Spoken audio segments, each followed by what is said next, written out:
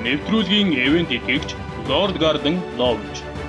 Бид чин сэтгэлтэй, чанартай, чадварлаг үйлчилгээг үзүүлнэ. Lord Garden Lodge.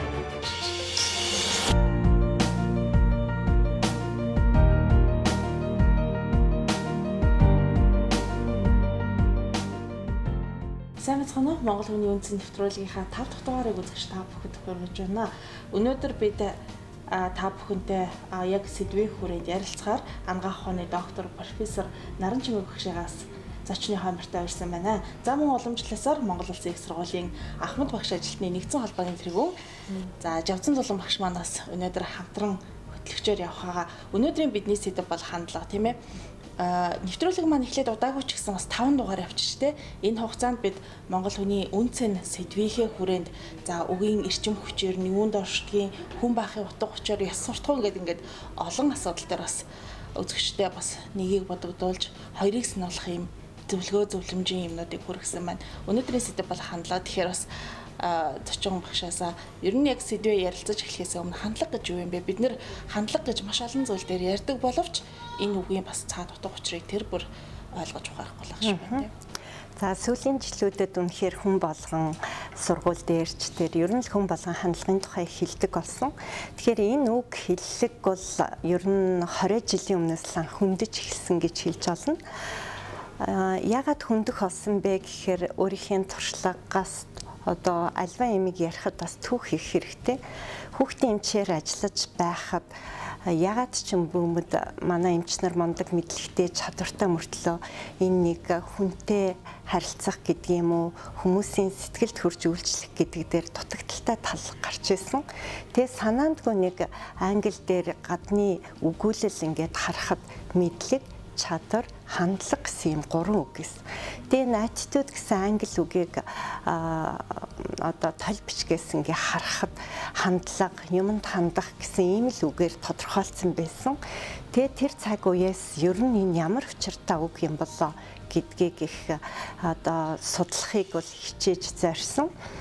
Тухайн он жилүүдэд манай боловсролын хууль бичиг баримтанд хүн боловсралтай болохын тулд мэдлэгтэй, чадвартай, дадалтай байна гэж хэлдэг.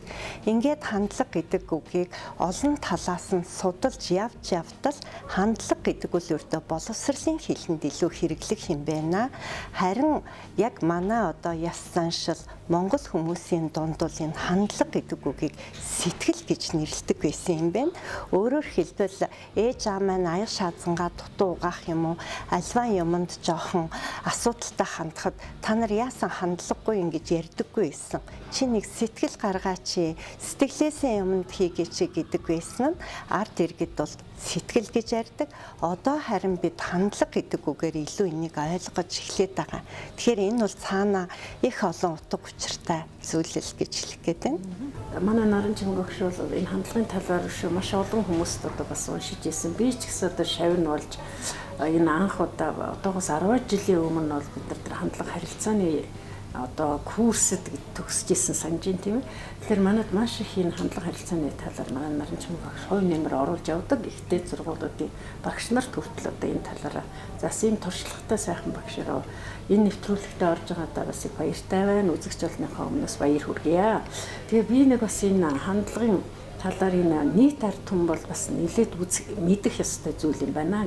Түрүү чи нөгөө доктор профессор Чулуунбаатар багш маань бол ерөөсөө энэ үгийн эрчим хүчийг ярихдаа бол тэр үгийн маань эрчим хүч таринаас гаралтай гэж шашны чиглэлээр гарч ирсэн байна.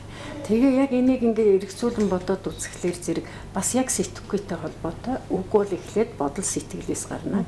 За энэ бодол сэтгэл маань бол сүүлийн үед бол хандлага гэдэг үг рүү нэлээд ойртсон байна. Тэгэхээр бид нар энэ одоо орчин үед энэ олон нэр томьёонуудыг бас нийт ард түмэн ялгаж салгаж одоо хандах нь зүйтэй юм байна гэдгээр бид нар бас Наранчимэг багшигаа урьсан. Тэгэхээр энэ хандлага гэдэг юм маань жоохон гайхамшиг юунд оршиж байна гэдэг. Тийм ээ одоо ингээд ард түмэн бүгдээр л одоо сүүлийн үед хандлага сүүлийн үед ерөөсөө энэ үг нь яасан муу юм бэ гэж хэлхээсээ илүү ямар хандлагагүй хүн болчих гэж ярих гэдэг байгаа байхгүй юу. Тэгэхээр энэ хандлагын маань одоо гайхамшиг энэ одоо харилцахад юунд нөлөөлдгийг бусад тэр одоо сэтгэл бодлоосоо юугаараа ялгагдаж идэгч гэдэг юм байна. Тус бүрт нь жоохон шинжлэх ухааны талаас нь тайлбарлуул илүү одоо хүмүүст хүрэх болов уу гэж бодож байна. Тэгэхээр хандлага гэхээр бас энэ хүний тухай ойлголт гарна л та. Тэгэхээр хүн амьтнаас оюун ухаан буюу ухамсар, сэтгэл, бие махбодоор ялгаатай байдаг. Тэгэхээр хандлага гэдгийн цаад онол бол ердөө хүний ухамсар буюу уурэг тархиар түрүүн таны хэлдгээр бодол болоод эргээд энэ ботсон бодол нь хүний 5 мэдрэхүйд нөлөөлөөд эргээд үйлдэл олгож гардаг.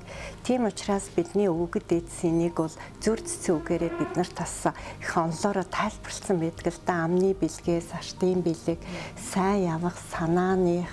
За тэгэхээр бол ердөө альва юмд бид нар хэрхэн хандаж байна.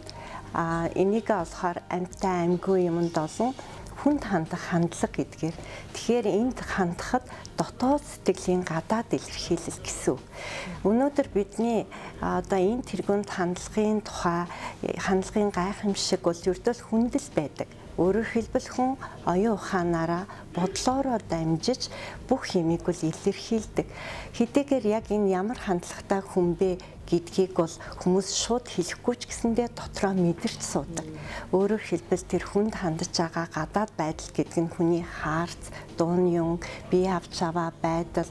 За тэр итэл амьгүй юмд хүртэл хандаж байгаа. Автобусанд орохдоо хүртэл яаж одоо тэр жолоочийн тэр хажууд байгаа юм карта зөв тавьж гин үү гэдэг ч юм уу. Энийг бол хүмүүс дандаа мэдэрч байдаг. Тийм учраас сүүлийн үед бол бид хандлагын тухай ярихдаа зүгээр л яасан хандлага юм бэ гэж хэлэхээсээ илүү цаад утга, мөн чанар, учир шалтгааныг ойлгох ёстой. Гэхдээ энийг эргээд харахад түрүүнд би хэлсэн хандлагыг илүү боловсролын хилэнд заах хэрэгтэй болсон учраас энэ үг орж ирснийг одоо гадаадд сурч байхдаа мэдэрсэн. Гадаадын тэр дундаа Америкийн нэгдсэн улс бол тийм өөрийн гэсэн уламжилт ёс заншил дутмаг цагаачтаас бүрдсэн энэ улс оронд бол яаж ийм нэгдлийг бий болохгүй гэхдээ шашин нөлөөсөн. Дараагийн нэг нөлөөсөн юм бол энэ хандлага гэдэг үг байсан. Өөрөөр хэлбэл хандлагыг бол хүмүүст яаж заах уу гэдгээр энэ ухамсарт нь мэдлэг олгох, дээрээс нь сэтгэлээсээ юм хийх гэдгээр бас тэнд ахтаа ингээд сургалтуудад нь анзаарч ирсэн л та. Эргээд тэрийг харчаад үгүй энэ чинь Монголд айл хэдийн ээж аав маань хэрэгжүүлсэн байсан юм шүү дээ. Ээж аав маань ердөө амнаас гарч байгаа үгээ маш хариуцлагатай хэлдэг байлаа. Хүнийг шүүмжилдэггүй байлаа. Хүмүүсийн тэр үеийнх гэр оронд гурил будаа дуусахад дуусчихсан манайх юу ч алга гэдэггүй дүүрчихсэн гэд бүр түрүүний хэлдэг нөгөө үгийн ич шид гэж тэмдэглэдэг юм байна тийм. За бас яг энэтэй холбогдуулаад бас их сонирхолтой түрүүчийн маань одоо лекцүүд дээр бас асууж ирсэн юу ярьж ирсэн л да манай багш ингээд нөгөө сайн бодол тийм ээ эерэг сүрэг энерги тийм ээ эерэг үйлдэл сүрэг бодол гэх энэтэй энэ бүхэн ер нь бол агуулгын хувьд бол бүгд их адилхан боловч дотроо нөгөө боловсрол гэгэрэл гэдээ байгаа шүү дээ тийм ээ одоо сүүлийн үед бол энэ боловсролын яам чинь гэгэрлийн яам зүг байж гэх тийм ээ тэгэхээр гэгэрэх гэдэг энэ утгатай үг одоо хандлага хоёр юугаараа ойролцоо байх вэ энэ ямар одоо шүтэн барилгатай байна вэ гэдэг нэг асуулт байна. Заримдаа хүмүүс нөгөө мэддэг мөртлөө хизээч хэрэгжүүлдэггүй ийм хүмүүс их байдаг. Тэгвэл бид хандлагыг ярихдаа хандлага гэж яг юу юм бэ гэдэг мэдлэгийг эхлээд мэдэх ёстой. Тэгэхээр мэдлэгийг мэднэ гэдэг бол ухамсарынхаа төвшөнд гэгэрчин гэсэн. Өнөөдөр бид одоо альва юмыг харахтаа, альва юмд одоо хандахдаа эхлээд энэ ямар учир шалтгаантай ингэж одоо бодлоор дамжаад мэдрэмж болж ирдэг. Гэтэ хүмүүс ярихдаа заримдаа сэтгэл нь эхлээд мэдэрдэг юм биш үү гэдэг. Гэтэ энийг бол бид нар шууд барьж авч чаддаггүй учраас тэгэхээр бол бид нар гэгэрэл гэдэг дунд бол мэдлэгт суурилж энэ хандлагын тухай, бодлоо өөрчлөх тухай. За сүүлийн жилүүдэд тэр дундаа би одоо ангаахын хүн учраас манай ангаах дээр дэлхийн ангаахын боловсролд маш их өргөн цар хүрээтэй яригдж байгаа юм бол тарих судлалын асуудал. Огт судлагдаагүй нэг юм бол хүний тарих байжээ. Хүний бие махбодыг бол маш их судалсан байна. Өнөөдөр бараг толгой шилжүүлэх гэдэг яригадаад байтал хүн өөрөө судлагдаагүй, тархин судлагдаагүй гэдэг нь одоо үгдийн хэлснээр нөгөө сэжгээр өвдө сүжгээр идэг. Психос соматикийн өвчин тусагч гэдэг юм. Бодлороо айцтай би одоо унчих үедээ гэж явж итл унцдаг. Өөрөөр хэлбэл бодол бидрийг бас захираад байна. Тэгэхээр өнөөдөр гадны хүмүүстүүдийг манай эрдэмтэн профессор багш нар энэ бодол гэдгийн талаар хичээл заах хэрэгтэй юм биш үү? Тэр нь л гэгэрлийн үндэс болох юм байна. Маш сонирхолтой. Үнэхээр нэрээ сонирхолтой асуудал чинь бид нар бол ерөөсөө хүний тархийг юу бодож юу сэтгэж юу багтааж явдгийг бол өнөөдөр манай ямар шинжлэх ухаан зөвхөн өвчин талаас нь яриад байдаг болохоос энэ сэтгэхүй талаас нь судлаагүй юм байна гэхэд нэр тийм их сонирхолтой асуудал гарч ирж байна. Хүн бүхэн өөр өөрийн тарихтай байгаа шүү дээ, тийм үү? Багтаамж сэтгэхгүй. Тэгэхээр энэ сэтгэхгүй дотор чи хандлага асар том одоо нөлөө үзүүлж идэг юм байна гэдгийг. Тэгэхээр энэ хандлага чинь одоо мэрэгжлийн гэж байх уу? Мэрэгжил одоо хандлага чинь бүх хүний хандлага ижил байна гэдэг бол үгүй юм байна шүү дээ, тийм үү? Тэгэхээр судалгаанд бол одоо анханаас нь хүүхдүүдийг хандлагт сургах дээр боловсрал анхаарах хэрэгтэй гэж ойлгож болох нь тийм. Тийм. Одоо жишээлбэл амтнаас ялгаатай хүүхэд төрөхдөө ялгаатай нэг зүйл нь заавчгүй ээж аавын одоо хайр халамжинд өсдөг. Амтан бол ердөө одоо төрөн гутаал хөл дээр өөрөө босоод явцдаг тий ялгаанд. Өөрөөр хэлбэл хүүхдийн тарих ухамсар бол цав цагаан байдаг. Тийм учраас бол хандлага эзэмшин гэдэг бол эргэн тойрон байгаа гэр орны хүмүүжил нөлөө шууд нөлөөлдөг. Монголчуудыг яагаад их гүйлгээ ухаантай эдийн гэхээр энэ байгаль цагуур нүүдлийн ахуй нөлөөлсөн байдаг. Тэгэхээр бол сургалт гэдэг бол зөвхөн нэг хичээл дээр дөрвөлжин байшинд шил харан суух биш. Нөгөө байглаасаа, нарнаас, хаанаас ийм сургууль одоо хичээлийг олж авч байдаг. Тийм учраас бол бид бол эхлээд хүн байхын утга нь бол ердөө энэ одоо хандлага эзэмшихэд нөлөөлж байгаа хүнлэнгийн хүчин зүйлүүд тэр ямар гэр оронд өсөж чинь ямар удам судартай одоо наад зах нь бүр телевизийн ямар нэвтрүүлэг байна уу энэ хүртэл бол нөлөөлдөг эргэн тойрон нийгмийн асуудал шашин шүтлэг уншдаг ном зохиол за дээрэс нь мэдээж туршлага тэгэхээр бол хүүхдүүд бол өөрөөр нь мэдрүүлж ээж өөрийн нь энэ хандлагыг бий болгож ээж жинхэнэ эргэн хүн болдог. Оюутан болоод ирэнгуут нь жишээлбэл бид анхаахын хүүхдүүдэд мэрэгжлийн хандлагыг зааж эхэлдэг. Инэрэн асархын сэтгэл нь эхлээд өөрөөр хэлбэл хүнийг одоо өөрийн юм шиг яаж одоо сэтгэлээсээ тэр хүн туслах уу гэх. Тэгэхээр эндээс үндэслээд бүр мэрэгжлийн хандлага гэдгийг гадны хүн бол профессионализм гэдэг үгээр professional attitude буюу мэрэгжлийн хандлагыг маш богино үгээр профессионализм гэж ярьсаар өнөөдөр хичээлээр заадаг болсон. Тэгэхээр энэ бол чухал. Тэгэхээр нийгэм ингээд өөрчлөгдхийн хэрээр хүмүүсийн бие биетэйгээ харилцаж байгаа харилцаа хандлага бол ингээд яг нийгмийн дагаад ингээд өөрчлөгдөж ирсэн тийм ээ. За 90 оноос гэж өмнө гэж хэлэх юм бол илүү одоо нэг ийм гэр бүл төвтэй тий. Эсвэл одоо нэг хөшийн холбоо гэж ярьдаг тийм ээ. Би нэг хүндэт хэлбэртэй. За ингээд тэрнээс хойш ингээд яваад ирэхээр илүү одоо нэг орчин үеийн технологи хөгжөөд ирэхээр гэр бүлд ч гэсэн нэг уур амьсгал эцэгчүүд хүүхдтэйгээ харилцаа хандлага нь хүртэл ингээд өөрчлөгдөд хөндөй юм шиг болоод ирчихсэн тийм ээ. Тэгэхээр харилцаа хандлага гэдэг зүйл маань ердөө нийгмийн дагаал ингээл ховсож өөрчлөгдөөл яваад байдаг нэг юм зүйл гэж би ерөөхдөө ойлгож байна. Тэгэхээр одоо орчин үед залуусын одоо харилцаа хандлагын тухайд одоо бас яг мэрэгсэн хүний хувьд яг юу гэж хэлэх юм бэ? Үнэхээр тийм нөгөө бидний үед сургуульд сурч байхад 10 жилд ч юм уу оюутан байхад энэ хандлага гэдэг үг яригддаггүй хандлагыг заах шаардлагагүйсэн. Тухайн үед аав ээж шиг дарга шиг ер нь бол гудамжаар явж байгаа ахмад настай хүмүүс ер нь бол хүүхдүүд бол бас бусдыг харж их дуурайдаг. Одоо яг нийгмийн ийм өөрчлөлт шинжилтийн үед гэдэг юм уу яг мэдлэг бага ингээд хүмүүст очиж байгаа энэ цаг үед бид хандлагыг заавалжгүй заадаг болсон гэдгийг бол бас зөв хуулбарлах ёстой. Ер нь бол 20-од жилийн хугацаанд бол бидний нэг алдсан зүйл бол энэ хандлага дээр бол мэдлэг бол маш бага олгосон. Дээрээс нь хэвлэл мэдээллийг дэндүү ингээд нээлттэй тавингууд сөрөг зүйлийг хүмүүс илүү анхаардаг. Энэ бол хүний аран шин. Бид ч хүртэл одоо жишээлбэл гудамжинд хин нэгэн хүн ингээд хэрэлдэх юм уу, ославаар гарчвал өөрийн ирэхгүй хүн гэдэг инстинктээр очиод харцдаг сонирхол юу болсон юм бол гэтэл гой сайхан мэдээг хүн хажуугаар өнгөрөөгөөдөг. Энэ бол хүний аран шин.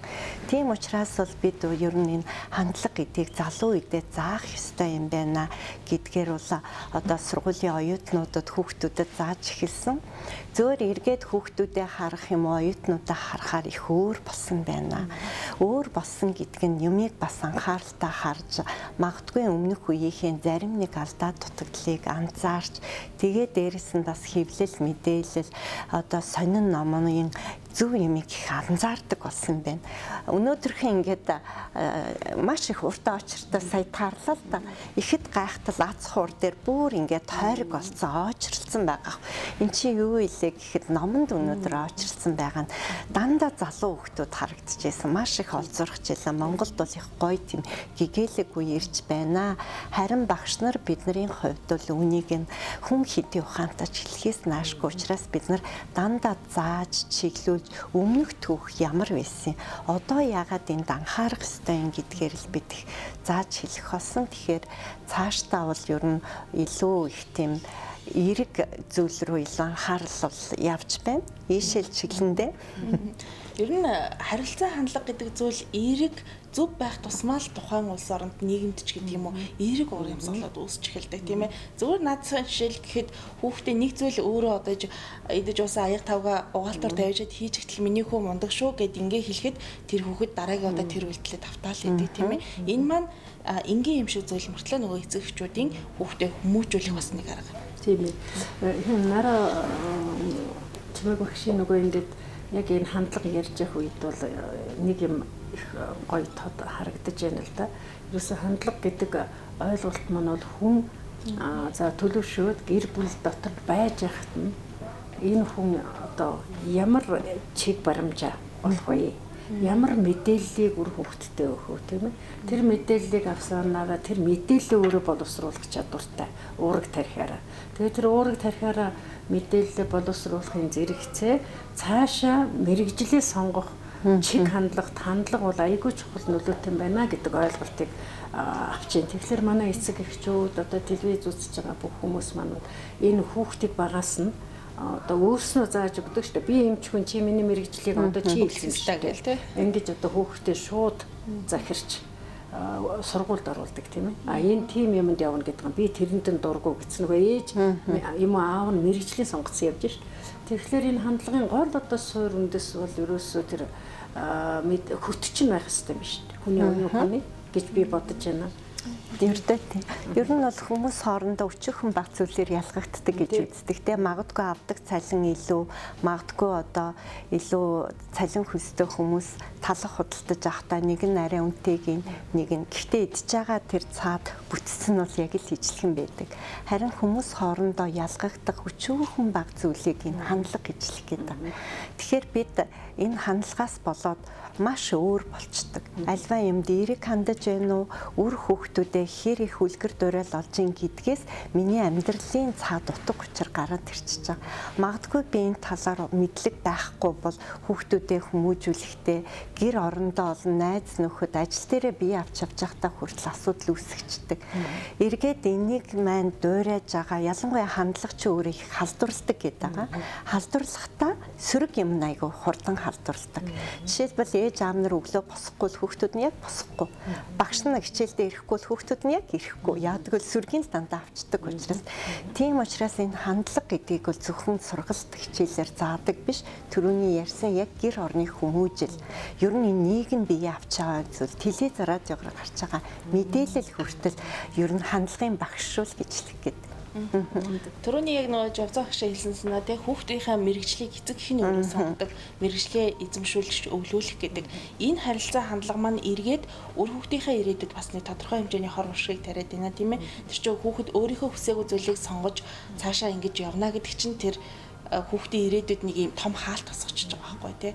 Цаашдаа би энэ мэрэгжлийг сонирхоогүй л учраас тэр хүүхдэд хизээж тэр одоо юу гэдгийг эмч болох хүсэлгүй хүүхдийг эмч болгочвол хизээж тэрийг судлах хүсэл төрдөгтэй гэж хэлэх юм аа. Тэгэхээр эцэгчүүд бас энэ зүйл дээр анхаарлаа хандуулбал эргээд одоо юу гэдгийг тодорхой хэмжээний нийгмийн нэг ажилгүйдлийн асуудал хүртэл ингээд нэг тодорхой хэмжээгээр буурах тэрийг шийдвэрлэх бас нэг алхам гэж харж байна. Хандлагт нөлөөлж байгаа айгүй олон хүчин зүйл байнгээ саянараа чимэг багш маань ярьлаа шүү дээ. Нэр үнэхээр тийм байна. Одоо хандлагт нөлөөлж байгаа зүйл нь бол сөрөг мэдээллүүд их байна. Телевизээр тийм ээ. Одоо ерөөсөө бид нар ч өнөөдөр ингээд телевиз үзэж яхад одоо наг цах нь хүүхд 7 настай хүүхдийг инглэг айл бүр хідэн улаа давтаад тэгэл сүүлдээ тэр хүүхэд одоо эмнэлэгт очиод хуруу яаж байгааг нь хүртэл очиад сурвалжлагч асууж ид. Тэр бол эмнэлгийн л асуудал байх хэрэгтэй юм шиг санагдаж байна тийм ээ. Дараа нь яг тэр хүүхэд өөрөө юу яана өөрөө ч бас том болоод тэрийг ингэж одоо нийтэд хийх ёстой ч юм уугүй ч юм бодно шүү дээ тийм.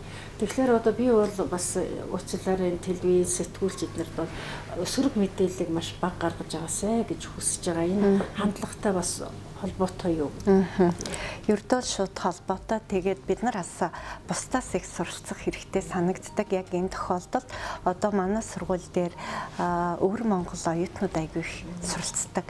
Тэгээ өвөр Монгол оюутнуудын нэг ярьж байгаа яриа нь бүгд найрамдах хятад ард бас манай хөршид хизээч одоо YouTube, Facebook гэдрийг хоригдсан байдаг. Энийг нээлттэй гаргадаггүй. Хэрвээ тэр битгийхэл Монголд эдгээр YouTube дээр юм уу Facebook дээрээ сөрөг юм одоо мэдээлэл авах юм бол тэнд мэдэгдчихэд бүр ингээд ямар хүн нь энд байна уу гэд. За тэгээд бид нар тэдрээс сонирхоод ямар учиртай яадгүй гэхээр нэгдүгээр сөрөг мэдээлэл гараад ирэнгууд ам дамжаад тэрийг хүн хүндээ хэлэх гээд байдаг юм байна. Тэгэхээр яг зөв бодит хэлдэггүй өөрийнхөө үзэл бодлыг шингээсээр агаад нөгөөх нь магадгүй нийгэм улс төрд нөлөөлөхөр ийм том юм болцдог учраас манад бол энийг хоригдсан байдгаа. За одоо зарим сургуулиуд дээр за жишээлбэл Америкийн нэгдсэн улсын эмнэлгүүд дээр гар утсыг хоригддаг. Энэ бол гар утас бол хувийн хэрэглээ. Хизээж гар утсыг эмнэлэг дээр ажиллуулж болохгүй гэдэг.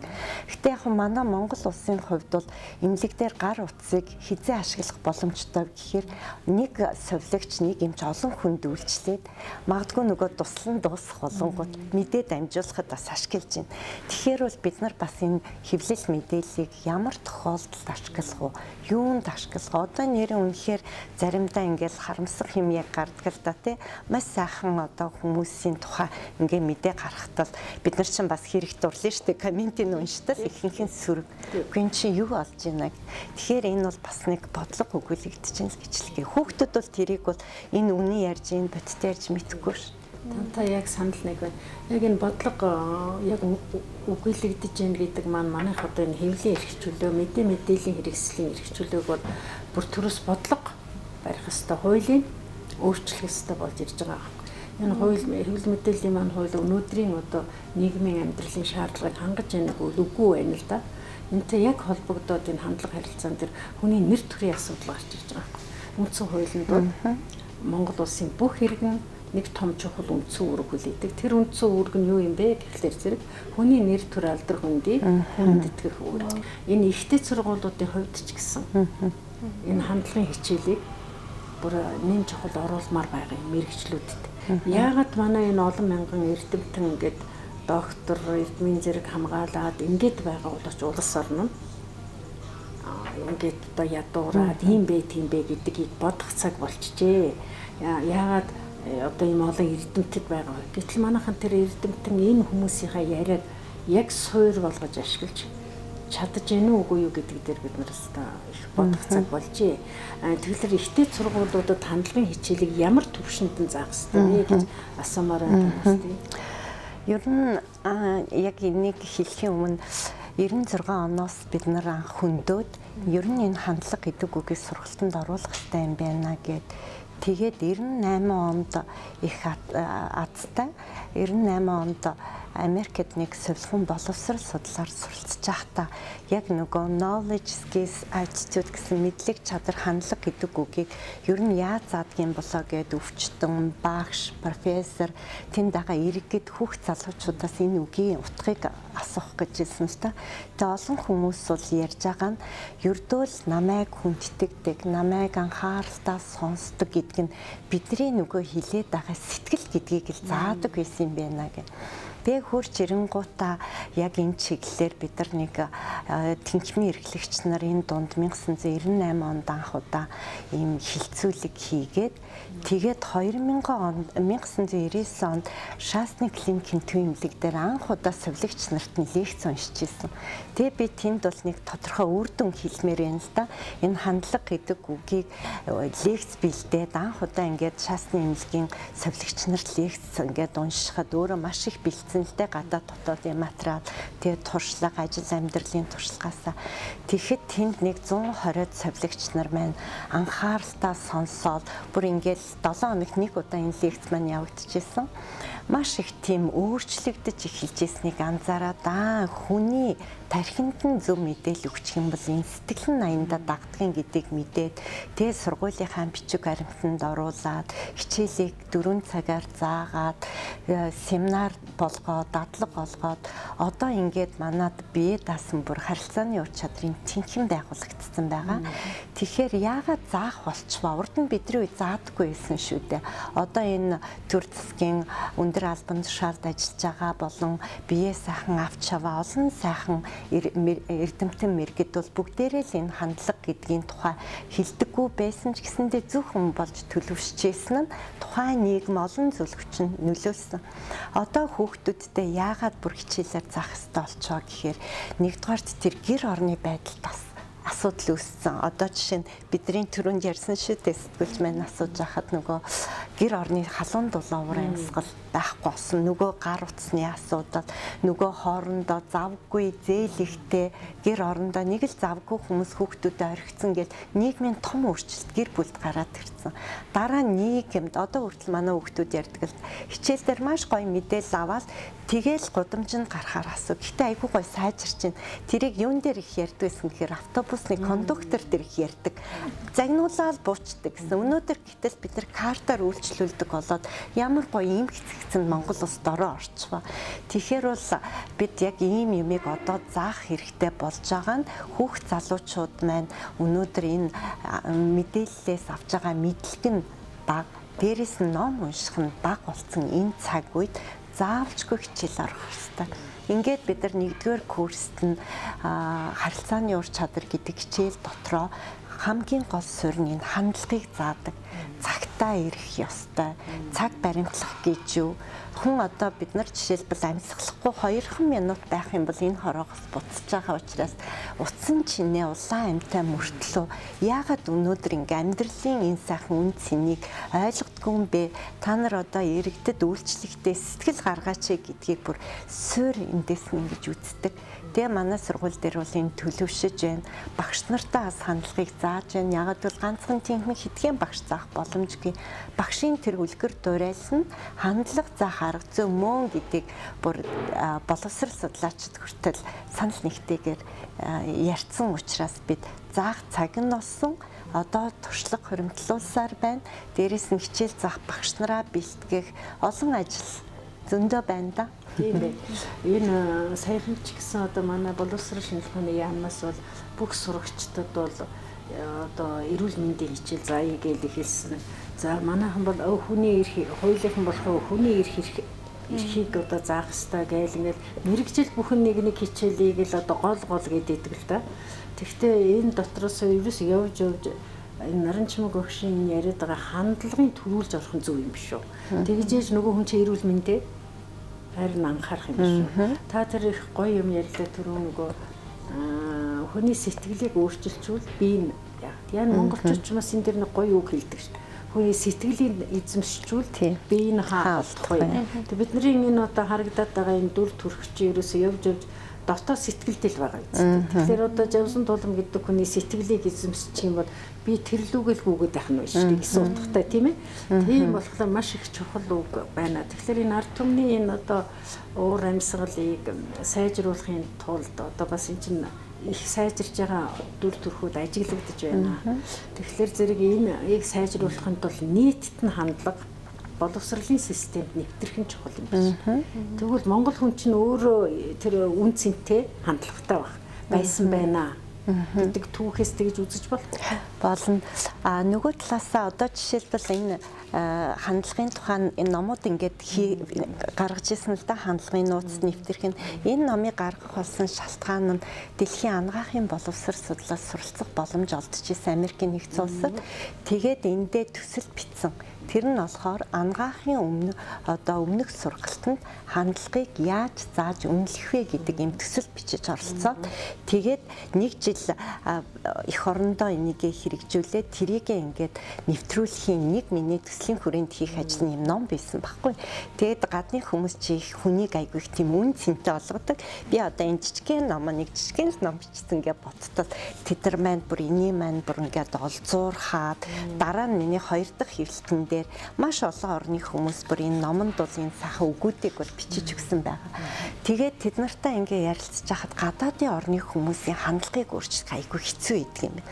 За хэцүү гэдгийг би тэнд өөрийн биеэр мэдэрсэн баггүй. Манай ангийнхан болохоор 12 орны 16 хүн нэг баг болж одоо зайнаас жилдээ нэг удаа Америкт очиж 14 хоногор сурч исэн. Тэгээ ихэнх нь эрэгтэй хүмүүс байсан. Тэдрийг ингээ анзаарч байгаа нь манай Монгол эрэгтэйчүүд шиг биш байсан байхгүй. Монгол эрэгтэй хүмүүс чинь нэг сайхан төвшин, ноён нуруутай хахад тэд ингээ жоохон хов ярьдаг тий. Тэгснэ ингээ юм ярьж байхдаа нэг сонин ингээл уурлал иймэрхүү юм байсан баг. Тэгээ би яагаад энэ ийм мундаг боловсралтай зарим дандаа сургуулийн захирлууд байсан байхгүй. Пакистаны сургуулийн захирал, Непалын ингээл тий. Тэгээ гайхаад хандлагын тухай ярьтал тэд нар энэ номын маань тухай унснаа манай уран талаа наадах чи ирэхчихгүй энэ чи айгүй хэцүү нэгэн төлөвсөн хандлагыг өөрчлөх айгүй хэцүү гингүүд би дотроо ямар сони юм бэ манайхан болохоор өөрчлөгдөд штэ гэж бодоод тэгээ яад бол 2-3 жилийн туршлага байсан тэгээ хурж ирээд энэ лекцүүдээ ингээд уншихад өрхөн цагийн өмнө жоохон харц иймэрхүү байсан хүмүүс ингээд нүдэн дээр өөрчлөгдөн гот эндээс би юу ойлгосон гэхээр Монгол хүмүүс чинь хөх нуруутай төрөсөд юм байна. Их өөр юм байна. Зөв мэдээллийг зүгээр л өгчөд өгөгдөл нь өөрсдөд нь байсан юм байна. Ээж аваас удам дамжиж ирсэн нөгөө сайхан зан чанарууд, нөгөө сайхан сэтгэл Монгол хүнд ийсэн юм байна гэд.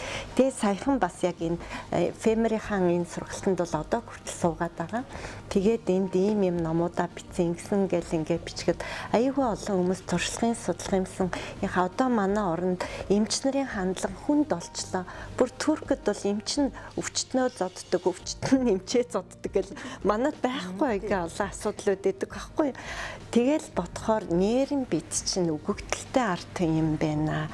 Одоо харин энийн зөв мэдээлэлээр дамжуулаад нөгөө амны бэлгээс артын бэлэг бодлыг нь заагаад ингүүд хүн хандлагаа өөрчлөөд иглэнгүүд нөгөө хүний үйлдэл нь өөрчлөгдөд ирнэ зан үйл нь.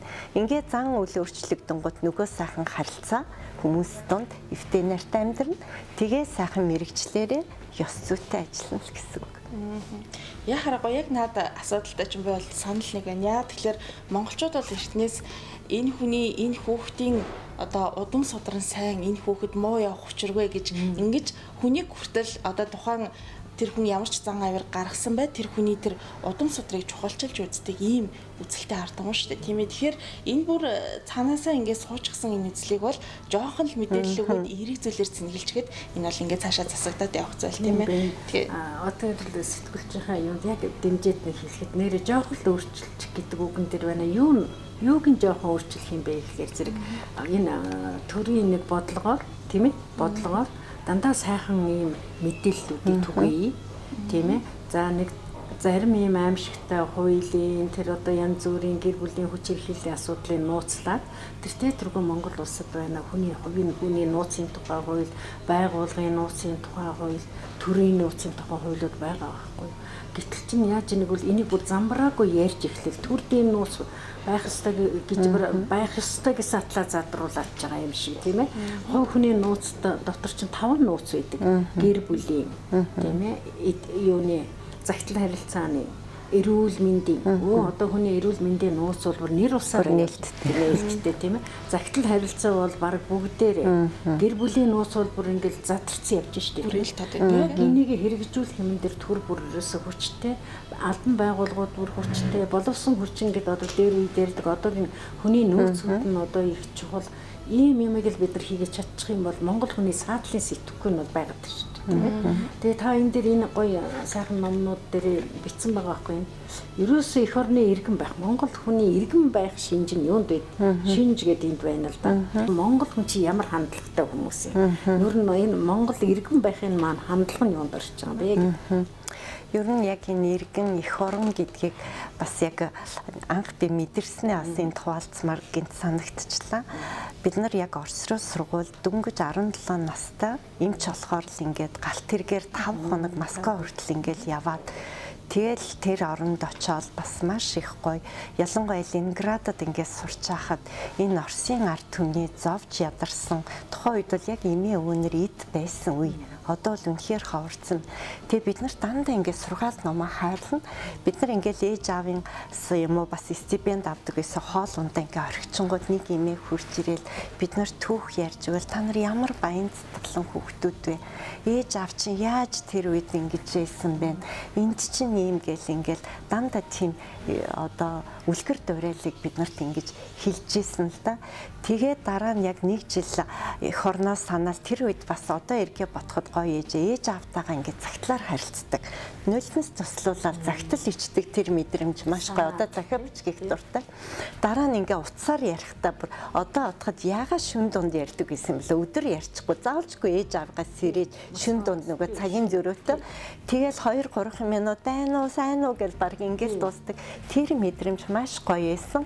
Ээж аавынхаа бидний төлөө ямар их юм хийж бүтээснийг яг хэлд аваад ойлгож эхлээд дараа нь хамгийн их мэдэрсэн юм бол яг ингээд галт тэргээр буцаж Монгол руугаа ирэхдээ яг Сибирь өнгөрөөлт Иркутск тарангууд салхин өөр болоод ирэнгүүт нөгөө сайхан дуугаад дуулаад миний нутаг шүлгэн уншил тэндээс хүүхдүүд бүгдээрээ ингээд уйлалдаж орж ирж байсан.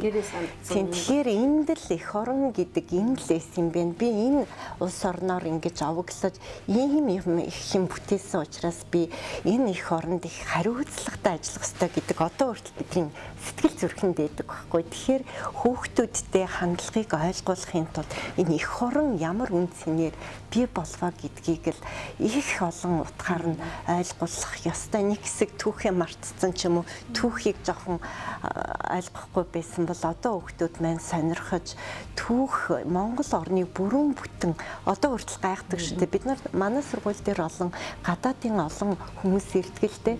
Тэгээ заримдаа ингээд гайхдаг байхгүй. Австриас нэг багш ирэнгүүт манай улсаас 13 дахин нутаг дэвсгэртэй. За дарханд нэг одоо Непалийн хэдэн эрдэмтэд очиж бас сургууль дээр нь судалгаад хамт явсан чинь хоорондоо ингээд дархны энэ газар нутаг нь манахаас том юм бэ гэдэг ингээд маргалдаад баг ингээд одоо хилийн мэддэг бол бүр ингээд уурлаад бухимдаад байгаа. Гэтэл ийм сайхан өргөн удам нутаг дэвсгэрт амьдарсан энийг нь бид нар хүүхдэд ойлгуулж өгөх юм бол аяндаа хүүхдэд өгөгдсөн өгөгдлөөрөө энэ эх орондоо хандах хандлага нь л өөрчлөгдөн гэж боддог. Тийм. Ер нь их өөр л болоод байна тийм. Одоо шүү дээ бид нар жишээлх юм бол одоо энэ гадаад төвлийн амны энд чулуун дээр яасан эх орондоо дуулахыг огшдог шүү дээ тийм ээ. Тэгээ би бас ингэж том хөгжмийн зохиолч Шарууынхаа нэг тэр юу нэ дуу Монголын тал нутаг дууг сонсч ирсэн байна. 2006-7 оны үед жилөө Шаруу Америкт 3 сарын хугацаатай хөгжмийн юунд.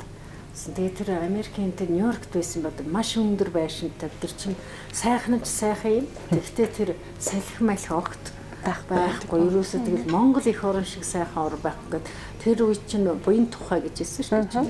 Буян тухай буудал дээр буусан чинь дүгээ ерөөсөө сайх уулсан. Тэгээд тэрийг бас нөгөө тэр том нэртэй юу яруу найрагч Төмөн Жаргал гэдгүйсэн тэрний хэлэнгүүт нөгөөх нь тэрнээс нь санаа аваад ямар уудам юм бэ? Ямар урлагийн эмчтэй сайхан урагтай төрсэн тийм ээ.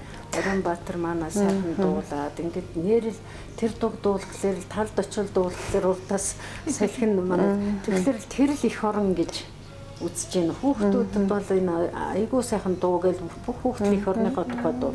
Энэ дуугаар дамжиж бас нөгөө монгол хүний тэр хандлага чинь үсэж идэг байх нь биш үү? Тэгэхээр одоо тэр сайхан дуунуудыг бас энэ хандлагын нэг суур юм байна. Тийм дээр нэг нэмж хэлэхэд одоо ингээд бид нар гадаадын одоо багш нар профессорууд их ирдэг, гадаад их явдаг. Тэднээс бол бид аргын сурах юм байна гэдгийг улам мэдрээд агуулга нь Монголд ээжээ. Одоо харин ямар аргаар заах вэ гэд. Тэгээд энэ арга зүйн сургалтуудад их суутал хөгжим, бүжиг, дуу, шүлэг бүр ингээд тоглоом наадан бол энэ сургалтын нэг арга юм а гэдгийг өнөөдөр маш өргөн цар хүрээтэй дэлхийн боловсрол судлаачид яриад эхэлчихсэн шүү дээ. Тэгэхээр бид нар энэ дуу хөгжим, яруу найраг, шүлгээр л бид хүн болж төлөвшөж аливаа юмд хандах юм байна. Тэрнээс шилийн харуулт суулгаал чи ийм юм мэд суу муу хоёр гэвэл ингээд биш болчих гээд байна тийм яригдаж штэ бид нар ч гэсэн одоо ингээд гадаадд явсан улсууд маань гадаадын тэр мэдээллүүдийг дамжуулах гэдэг юм тийм одоо ингээд хууль гэхэд гадаадд юм хэлдэг шүү. Монголд юм байхгүй шүү дээ. Монголд энийг оруулчвал за энийг чинь бид нар одоо шүүмжлээд өнөөдөр зөрчил хууль яриад байна шүү дээ тийм ээ. Одоо Монгол эмэгтэйчүүд чинь манайх чинь бас хаяа эмэгтэй эрэгтэй хоёр хүн чинь хэрэлддэг гэр бүлийн хоёр хүн. Тэгэнгүүт л одоо баг тэр чинь нэг дуу гаргаал чанга хашгирчих юм бол 30 хоног баривчлагдаа. Тэгэл баривчлагснасаа бол нөгөө сайхан бие нэг удаагийн жижигхэн өчүүхэн хандлаганаас болоод бүхэл бүтэн үр хөөхд өнчрэг хандлага ихсэж байгаа гэдэг бол практик дээр байна. Тэгэхээр л ерөөсөө бид нар Монгол хүний яг үн цэнтэй Монгол зан төрхтэй хууль бид нарт хэрэгтэй байна. Амьдралаас гадаадын тэр арга барил гэдэг чинь зөв бэн яаж хүргэдэг арга барил тийм ээ. Нөгөө талах барих идэх талхын үг биш. Барих хадгалж сургах тийм. Гоё үг. Тэгээ энийг бол бид нар ерөөсөө яг одоо ой танд нь ортлоо ярмаар байна. Би бол бас ингэж бодож байгаа. Энэ сайхан нэвтрүүлгийг манай хөтлж байгаа од гэрэлч гэсэн одоо мэдж байгаа энэ ТV1 телевизийн хамт олондаг баярлаад байгаа юм. Манай эрдэмтдийн одоо энэ үгийг бас энэгээр дамжуулж энэ олон сөрөг мэдээлэлтэй үед бол дамжуулах юмсан гэж бодож явсан. Энэ биелэгдэж бидний одоо цуврал нэвтрүүлгүүдийг манай эрдэмтдтэй хийж байгаа одоо ТV1 телевизийн хамт олонд баярлж байгаа. Цаашдаа улам их сонирхолтой улам одоо энэ шинжлэх ухаанд оруулсан хувь нэмрийг одоо нийтэд гаргамаар байна шүү дээ. Тэгэл одоо энэ ерөөсөө хууль эднэр хийхдээ судлаач эрдэмтдийн хэмиг сонсолгүйгээр л хэдэн улс төрчид ингээд хийчдэг. Тэгэл энэ одоо гологддог ч юм уу судалгаа нь одоо хаанаас ирдэг, статистикийн судалгаанууд бодиттой байдаг юм уу гэх мэт их олон асуудал нийгэмд өрнөж байна л да.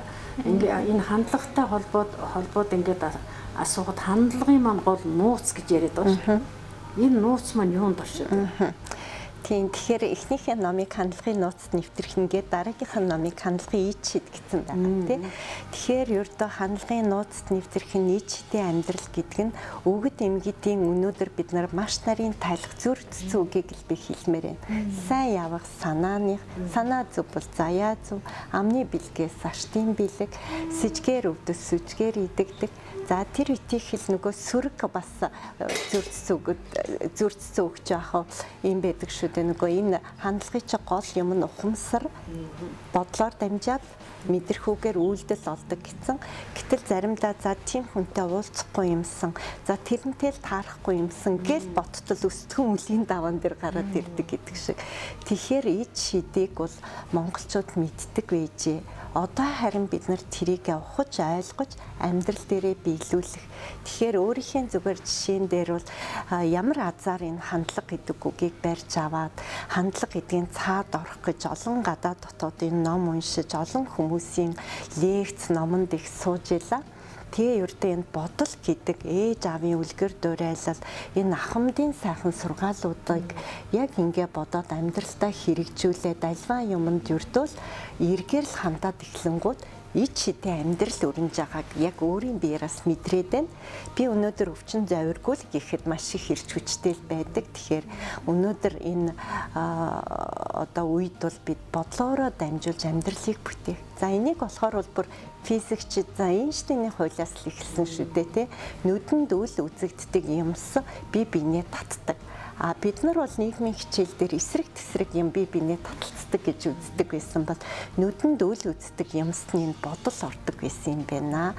Одоо харин квантын физикчид энийг маш нарийн судлаад ер нь энэ бодлын тухай хичээл заах хэрэгтэй юм байна. Хүмүүс яагаад амжилтанд хүрэхгүй, яагаад ийм жоохон асуудалтай амьдраад ан гэхээр дэндүү завгүй болоод бодох завгүй болсон. Монголчууд яагаад сайхан амьдралтай байсан гэхээр бодох зав, эргэцүүлэг тунгаах, шүүн тунгаах зав их байсан. Зав гэдэг нь нөгөө нүүдлийн соёл иргэншилтэй. Ингээд явж байхад хүртэл ингээд байшин машин саатуулахгүй те хүүхд тэнгэрээ хараад тэрхэн хооронд бодол зурсгий орж ирдэг. Тэгээд гол төлөө ингээд явган алхдаг. Одоо л хизээ би оюутнуудтай олон шавнартаа хичээл заахтаа за та хизээ ингээд бодох вэ гэхээр гэр орондоо бодох зав байдгүй юм л да. Нөгөө завгүй амьдрал ажил дээр бодох зав байхгүй. Тэгэхээр та ер нь ганцаараа л явчих. Яг ганцаараа явж явах үед ямар үйлдэл хийх вэ, яах вэ, юу шинийг санаачлах вэ гэдэг нь энд л байдгийм бэ. Энийг мэдэрснээр сүүлийн үед бол ер нь эд шидийг илүү хэрэгжүүлээд байна. Тэгэхээр өнөөдөр бас зочноороо нэгэнд анагаах ухааны салбарын хүн өрснийх сүүлийн одоо саруудад за жил сар гэхээс илүү жил гэж хэлэх юм байна. Эрүүл мэндийн салбарт за тэр дундаа эмнэлэг одоо эрдэнэ төвний амь нас эрсдэх за түүнтэй холбоотой эмчнэрийн одоо нэр хүнд баг зэрэг доошлох нэг ийм үзэгдэл бас нийгэмд болчихжээ л дээ. Эмчнэр бол зөвхөн одоо мөнгө өгсөн тохиолдолд сайн амжилтдаг гэдэг юм уу тийм ээ. Энэ 1-2 эмчийн гаргасан алдаанаас нийтийн салбар ингээд нэг нийтдээ иргэдийн донд нэг ийм хар тал болоод үлдчихсэн тийм ээ. Тэгэхээр энэ эмч өвчтний эрүүл мэндийн салбарын нийгэмтэй харилцах энэ харилцаа хамлага юунаас болж ийм болсон? Эсвэл зүгээр эмчнэр хувь хүнийхээ тэр зан характерыг одоо ажил байдалтай гаргасантай холбоотой гэдэг юм уу? Бас нэвтрүүлгийн төгсөлд энэ дээрс нэг тавьж байгаа юм байна. Үнэхээр их чухал асуулт. Тэгэхээр энэ бол хид хідэн хүчин зүйлтэй. Дахиад бид нар энэ нэвтрүүлгийн эхэнд мэрэгжлийн хандлагын тухай их ярих цаг олжээ гэсэн. Ялангуяа эмч совилгчийн алдааг хэвлэл мэдээллээр ингэж нээлттэй цацаж болдоггүй. Гэтэл бид нар энэ дээр алдснаас болоод одоо бид нар яг хүүхдийн эмчээр анх ажиллаж эхлэхэд эмч совилгчийн ганц нэг хүний хийсэн алдааг нээлттэй цацснаас ард иргэд эмчит совилгчд итгэх итгэл нь алдагдсан. Энэ бол нэгдүгээр алдаа.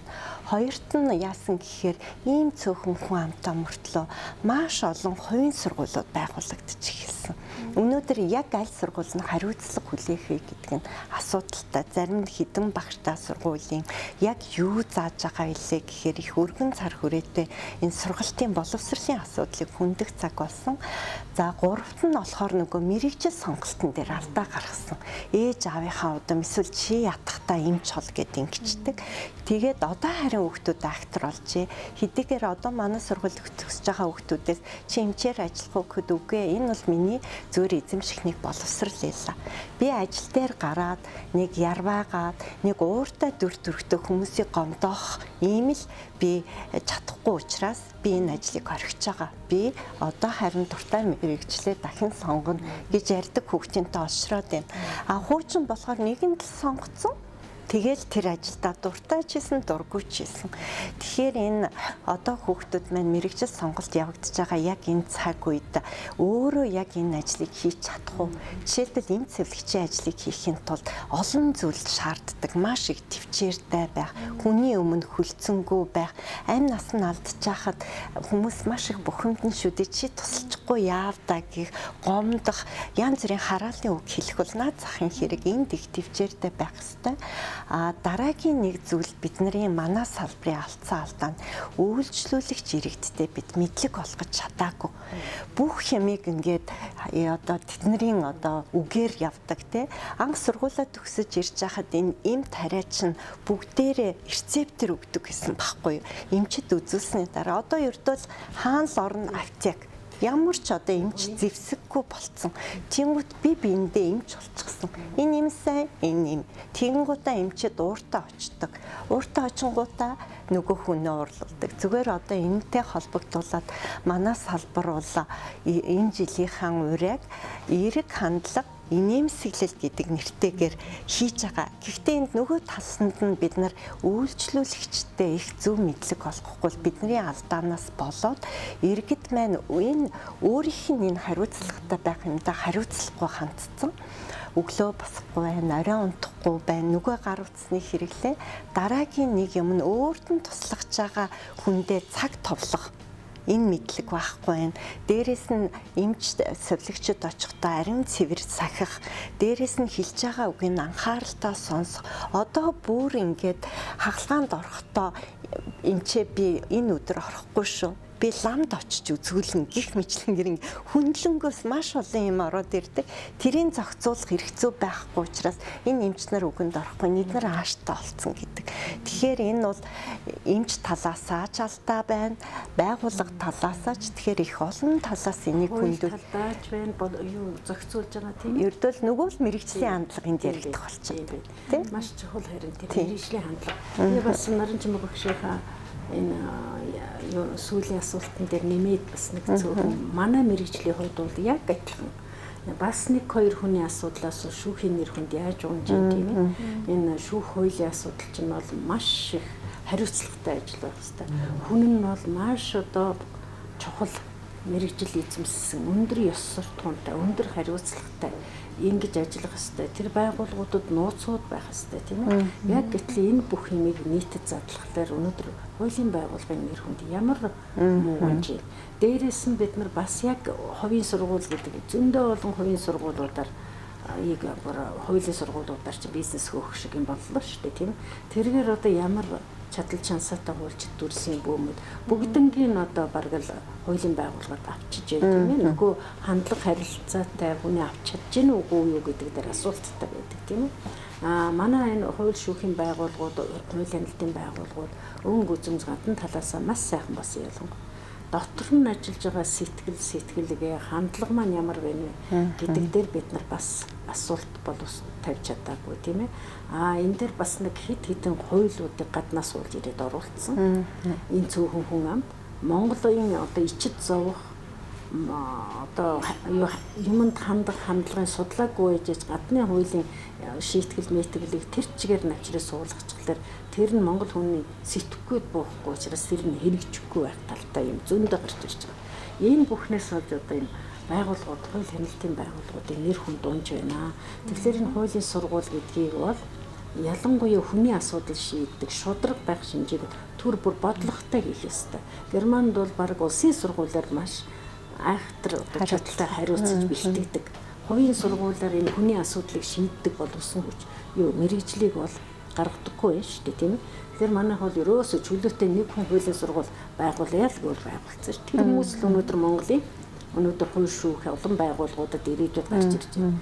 Энийг одоо дахичид бид нар бол одоо харж үзэх ёстой гэсэн хандлага юу бас хэлмээр байна. Тэгэхээр яг энэ хандлага сэдвийн хүрээнд бас мэрэгжлийн одоо хандлага ёс зүй ер нь яг ямар байх вэ гэдэг дээр одоо яг үргэлжлүүлээд бас нэг сүүлд нь өөр одоо нэг дугаар явуул идэ бас үзэгчдэд маань очих мэдээлэл нь илүү хүртээмжтэй байх юм болоо гэж бодож байна. Тэгэхээр бас дараагийн дугаард Наранчмаг багшаага бас яг энэ чиглэлээр ээж бас үзэгчдэд маань одоо зөвлөгөө зөвлөн санал бодлоо хуваалцаарай гэж хүсэх байна. Нэгсний урилга өгч байгаа юм да тийм. За тэгээ бас өнөөдөр нэвтрүүлэг маань энэ төрөйд өндөрлсөн байна. Урилга маань хүлээж авч цаг зав гаргаж ирсэн тань маш баярлалаа. Таны ажилд амжилт хүсье. Баярлалаа. Өнөөдрийн Монгол хааны үндсэн нэвтрүүлэг та бүхэнд хүрлээ. Өнөөдрийн дугаараараа бид хандлага гэж юу вэ? Бид нийгэмд ямар хандлагатай байж бид зөв замаар зөв нийгмээр амьдрах ёстой вэ гэсэн сэдвийн хүрээнд ярилцлаа. Нэвтрүүлгийн ивент итгэгч Lord Garden Lodge. Бид чин сэтгэлтэй, чанартай, чадварлаг үйлчилгээг үзүүлнэ. Lord Garden Lodge